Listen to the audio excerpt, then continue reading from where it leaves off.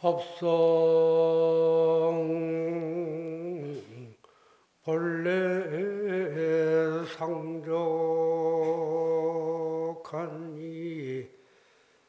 탕탕 무유 변반이니라 나 무아미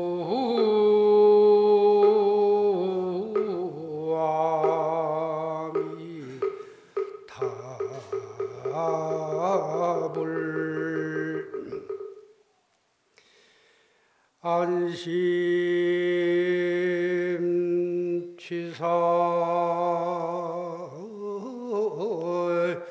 지간이면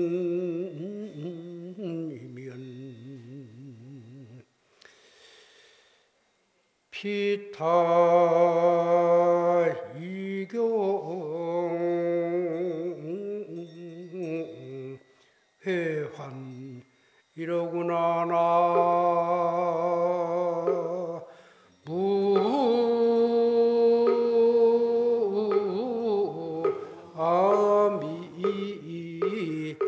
답을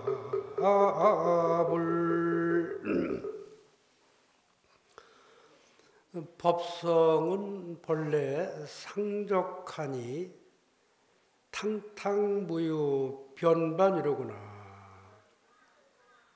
안심치사 지간이면 피타 이경 회환이로구나.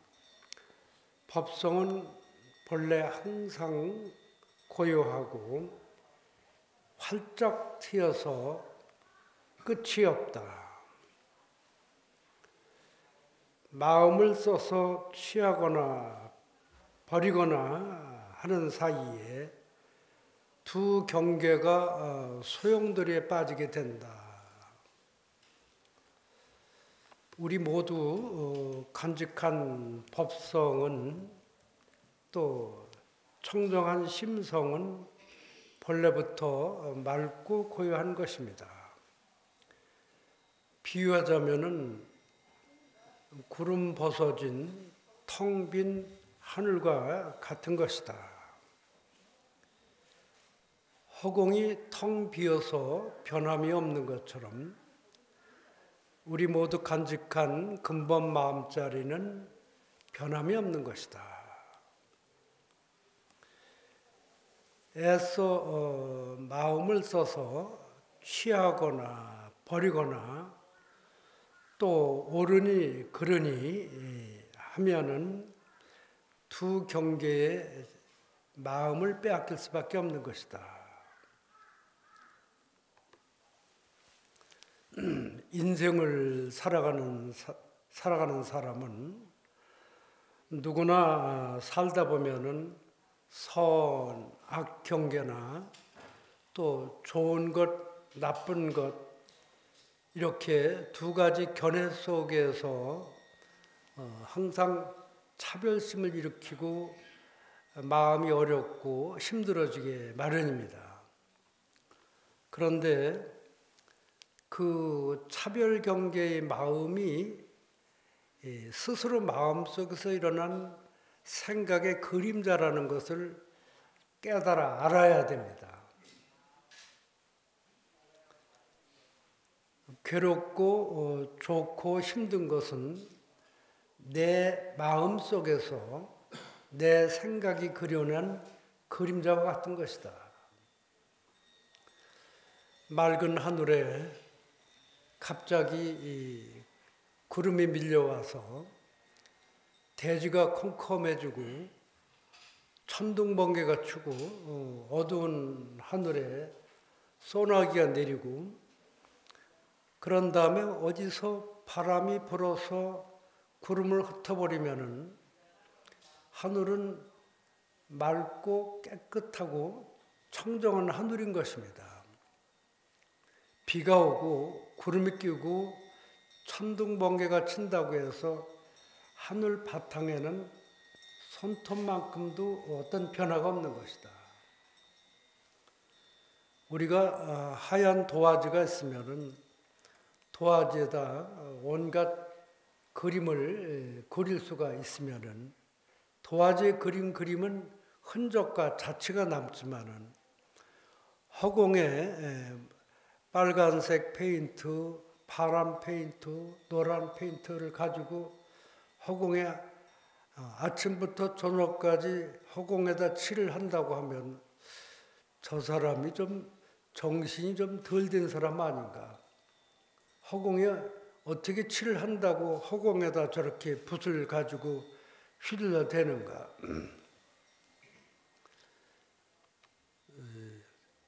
잠깐만 생각을 해보면은 우리 마음이 바탕이 있고 형체가 있는 게 아니라 텅 빈 허공과 같아서 일상생활에 옳으니 그르니 좋은 일 나쁜 일 해서 우리가 마음에 간직을 했다 하더라도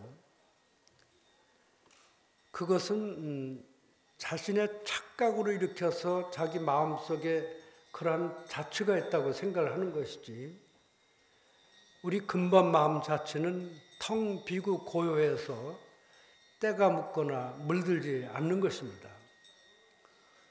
그러한 도리만 확실하게 깨달아 않는다 하더라도 상당히 탕탕무해한 자유의 세계에서 우리가 살아갈 수가 있는 것입니다.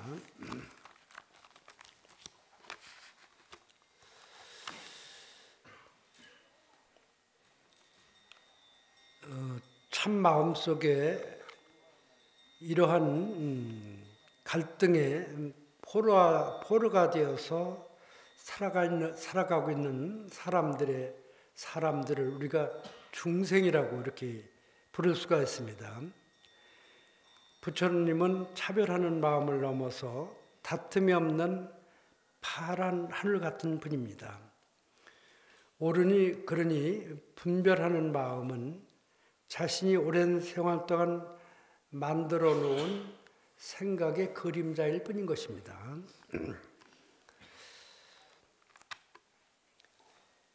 우리 생각을 잘 살펴보면 전부가 마음 가운데 자신이 그려놓은 그림과 같은 것이다.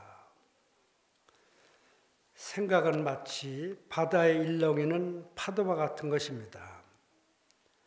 바닷물은 잠시도 멈춤 없이 출렁거립니다. 잠시 고요한 것 같으면서도 어디서 바람이 불어오면 다시 물결이 일어나고 파도가 일어나는 것이 우리 생각과 똑같습니다. 우리 생각도 한때는 고요하고 맑고 편안한데 맑고 고요한 마음 속에 누군가가 시비를 걸어오고 또 욕설을 해온다면 우리 마음이 들뜨고 화가 나고 짜증이 난다면 우리가 그러니까 생각에 비친 그러니까 마음에 비친 생각으로 그림자를 만들고 그림자에 속고 그림자에 이끌려서 스스로 고통을 받는 것입니다. 그래서 일체 우리 생각은 우리가 만들어 놓은 관념의 틀이라고 생각을 해야 돼요. 관념의 틀에 묶이면은 내 생각의 틀에 맞지 않으면 화가 나고 짜증이 일어나게 되는 것입니다. 그래서 화가 나고 짜증이 날 때 스스로 마음을 돌이켜서 아하, 또 내 마음에서 분별과 시비를 일으키고 스스로 이렇게 고통을 받는 것이다. 이렇게 생각을 해야 됩니다. 그래서 우리가 순수하고 때묻지 않은 어린 아이 같은 마음으로 돌아가야 되고 그 무구무념이라고 해서 우리 마음 자체가 때가 묻거나 물들지 않는다는 뜻인데 어른들일수록 세상 살면서 집착심이 더 많은 겁니다. 어린아이들이 또 우리가 어릴 때 클 때 냇가에도 가고 또 바닷가에도 가는데 파도가 밀려와서 또 밀려 들어오고 또 밀려나가고 파도가 끊임없이 출렁거리고 있는데 아이들이 모여서 통고박질 하는 거라. 한 아이는 아버지가 되고 한 아이는 엄마가 되고 또 아이들끼리 아들과 딸이 돼서 집도 짓고 장독간도 만들고 나뭇가지를 꺾어서 울타리도 만드는데 그렇게 한참 재밌게 노는데 갑자기 큰 파도가 밀려와서 그 바닷물이 아이들이 정성껏 만들어 놓은 집이며 울타리를 다 쓸어버려서 텅 빈 백사장으로 만들었을 때 아이들은 그런 상황에 도달하더라도 박수를 치고 깔깔거리고 웃고 재미있어 하면서 또 다시 또 집도 만들고 장독도 만들고 이렇게 합니다. 왜냐하면 아이들이 자기들이 만들어 놓은 걸 파도가 다 쓸어갔어도 아이들 마음은 전혀 그 만들어 놓은 데 집착이 없기 때문에 그렇게 편안하고 웃을 수가 있는데 우리가 평생 모아놓은 재산이 어느 날 어떤 풍파에 의해서 다 사라지고 났을 때 우리 마음이 그렇게 편안할 수 있느냐. 이렇게 생각을 해보면 편안할 수가 없잖아요. 그 모아놓은 재산을 잃어버리고 목숨을 끊는 사례가 있었습니다. 지난 일이지만은 부산의 남천동의 어느 할머니가 재산이 한 15억이나 이렇게 되는 할머니가 친구가 꼬임에 빠져서 친구한테 돈을 몇 억을 빌려준 거예요. 그런데 그 몇 억을 빌려줬는데 왜 빌려줬느냐면은 3억을 빌려주면은 한 달 만에 배로 6억을 갖다 준다 그러니까 솔깃해하네요. 한 달 만에 배가 늘으니까. 그런데 돈을 빌려주고 났는데 이 친구가 보이질 않는 거라. 전화를 해봐도. 그 친구가 사라져버린 거라. 그 친구 돈을 몰래 속여서 가져갔는데 이 노보살은 너무 마음이 아픈 거라. 그래가지고 그 돈을 얼마나 애써서 모았는데 돈을 3억을 띄어서 그때부터 먹는 것도 싫고 잠도 못 자고 괴로워하다가 그 아파트에서 스스로 목숨을 끊은 거 있죠. 보통 사람이 생각하면 아니 재산이 15억인데 아직도 12억 재산이 있나요 없나요? 그 재산 가지고 살면 되지 왜 그 귀한 목숨을 끊느냐 하는 사람이 있는데 우리가 살다 보면은 꼭 큰일 아니라도 작은 일에도 마음을 빼앗기고 힘들고 괴로워할 때가 있는 것입니다. 그래서 우리가 인생을 살면서 자기를 늘 보면서 사는 사람이 있어요. 부처님 공부를 할 때 우리는 나 자신을 볼 줄 알아야 된다. 남의 허물 보지 말고 나 자신의 허물을 봐서 그 허물을 하나씩 고쳐나가는 것이 우리가 수행을 잘 해가는 것입니다. 오늘 제가 그 당송시대의 문장가로 소문난 소동파라는 시인이 있었습니다. 하루는 그 소동파가 옥천사에 계시는 승호 큰 스님을 찾아가 뵙게 된 것입니다. 이 소동파는 이제 속가적으로 말하면 학문이 깊고 시도 잘 쓰고 문장가이기 때문에 이제 그 지역에 승호라는 큰 스님이 계시니까 이 스님이 공부가 얼마나 됐나 한번 그 스님의 공부를 한번 실험해 보겠다 하고 이제 승호 스님을 찾아가게 됐는데, 승호 스님을 찾아가서 처음 뵙겠습니다 하고 그러니까 또 승호 스님도 이렇게 귀한 분이 우리 절에 오셔서 뵙게 돼서 참 고맙다 하고 이렇게 인사를 했습니다.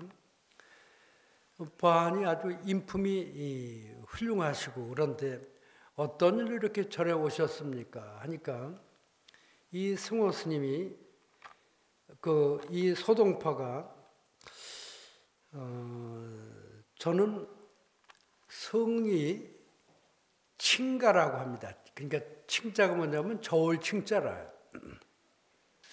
성이 칭가라고 하는데 그래서 저는 성이 칭가라고 합니다. 하니까 이제 그 승호 선사가 아니 성씨 중에 저울 칭가라는 성이 있습니까? 하니까 있습니다. 저는 그러니까 이제 남의 공부한 마음, 다른 사람의 공부한 심을 달아보는 그런 습관이 있습니다. 그래서 오늘은 큰 스님의 그 수행 정도를 실험하기 위해서, 수행 정도를 달아보기 위해서 오늘 이 자리에 왔습니다. 하니까 승호 선사가 그렇습니까? 그렇게 남의 수행 정도를 저울로 달 수가 있습니까? 그러면서 갑자기 어욱! 하고 소리를 질렀어요. 그러니까 이 소동파가 갑자기 깜짝 놀라서, 그런데 이 승호 선사가 그 수행하신 스님들을 잘 달아본다고 했는데 지금 내가 억 하고 소리를 질렀는데 이 소리는 몇 근이나 됩니까? 하고 물으니까 소동파는 갑자기 당황이 되고 진땀이 나서 답변을 할 수가 없었습니다. 그래서 소동파가 일어나서 큰 스님한테 다시 예의를 갖추고 그 큰 스님께서 이렇게 저에게 그 큰 화두 선물을, 요즘 같은 화두 선물을 주셔서 참 고맙습니다 하고, 그 이후로는 소동파가 스님들을 함부로 저울로 달고 함부로 내려보지 않고 스님들을 존경했다고 합니다. 마음을 깨달아 온갖 시비 경계에 당당하신 스님들의 모습 속에서 참다운 진여자성을 깨달을 수가 있는 것입니다. 절에서는 기도하고 참선도 하고 봉사도 하면서 자신의 수행에 몰두해 나가야 됩니다. 공부하는데 어려움이 있으면은 서로 탁마하고 또 서로 공부를 들으면서 공부하는 방편을 서로 이렇게 알려주기도 하면서 이렇게 우리 한거 정지를 해나가야 될 것 같습니다. 합장 한번 하시기 바랍니다. 진성이 본무성하니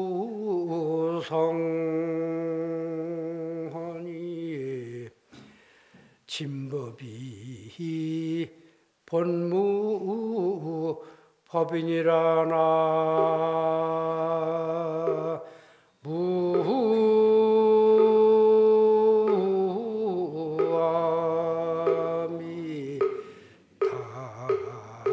답을 요지 무법성하니 하처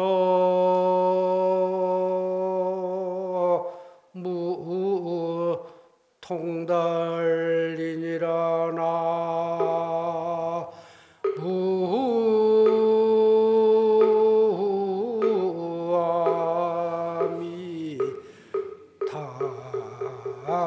법을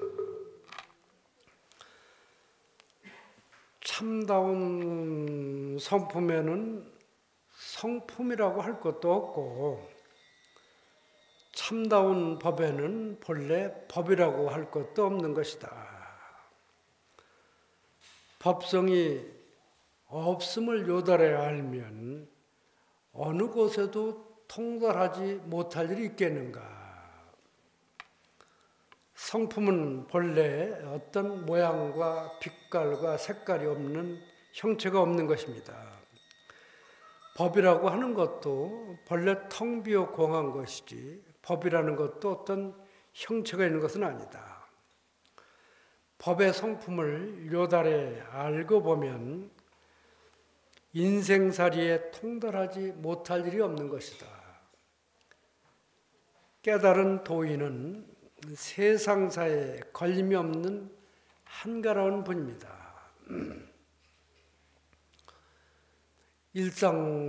일상생활을 하면서 생활 속에 이렇게 자유자재한 분이 계십니다.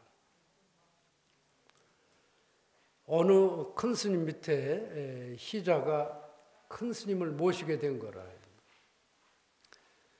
큰 스님은 도인이라고 소문이 다 났는데 그 큰 스님 밑에 가서 그 희자 노릇만 잘해도 다 도인이 될 수 있다고 했는데 3년 동안 빨래도 하고 밥도 짓고 또 채마도 가꾸고 틈틈이 나무도 하고 군불도 떼고 그랬는데 3년이 지났는데도 전혀 도를 모르고 있어서 그 큰 스님한테 한번 인사를 드리고 큰 스님 옆에만 있으면은 다 도를 얻는다고 하는데 세월이 3년이 흘렀는데도 어째 저는 도를 모르고 있습니다.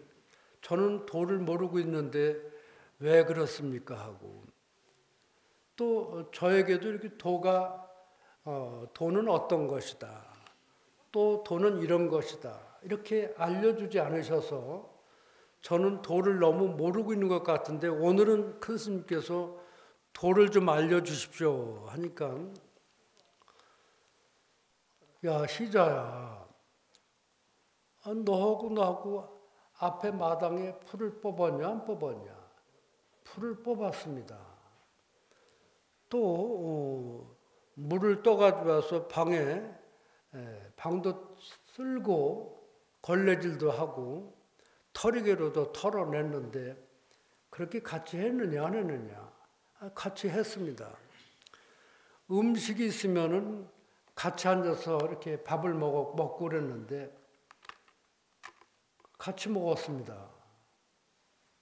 야 이놈아, 내가 한시도 게을리하지 않고 너에게 도를 알려줬건만 도를 하나도 안 알려준다고 하니까 내가 아직 도를 받을 그릇이 안 되는 것 같구나. 일상생활이 바로 시도고 우리가 살아가는데 도 아닌 게 어디 있느냐. 아침에 일어나서 청소하는 것도 도고 마당을 쓰는 것도 도고 입고 있던 옷을 빠는 것도 도고 세상에 도 아닌 게 어디 있어요. 어른을 잘 모시는 것도 도고 친구들과 탁마는 것도 도고.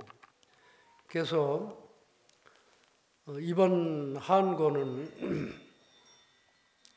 조금은 독한 마음을 갖고 아직도 본성에 밟지 않다면은 큰 스님께서 내려주신 화두에 일념으로 정질해서 화두가 이려하고 순일할 때까지 정진에 박차를 가하셨으면 한 분도 해제 때 다 깨달음을 성취하게 될 것입니다.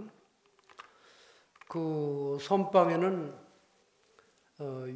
윤화 스님을 잘 모시고 대중이 화합하고 이렇게 정진 잘 하시고 또 유론에는 율주 스님 또 율감 스님이 계시니까 계행에 어긋남이 없는 청정한 가풍으로 정진 잘하시고, 강당에는 강주 스님이 계시고 또 학장 스님이 계시고 학감 스님이 계시는데, 인원이 몇이 안 되더라도 정진 잘하시기 바랍니다.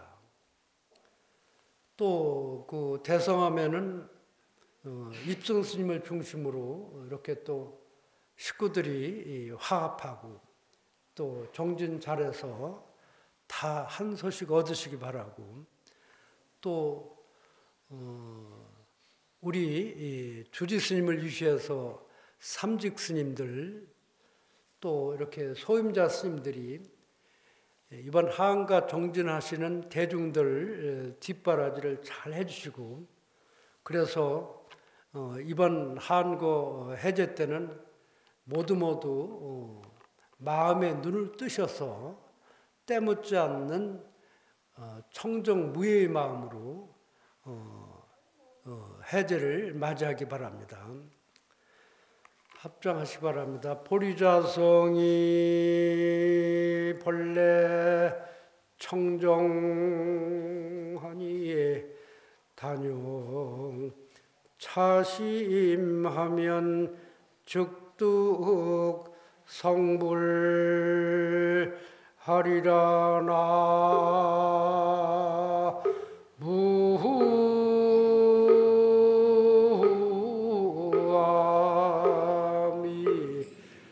답을. 보리자성이 본래 청정하니 단양 다만 이 마음을 쓰면은 곧바로 다 성불할 수 있다는 가르침입니다. 모두 해제 때 정진 잘 하시고 성불하시기 바랍니다. 감사합니다.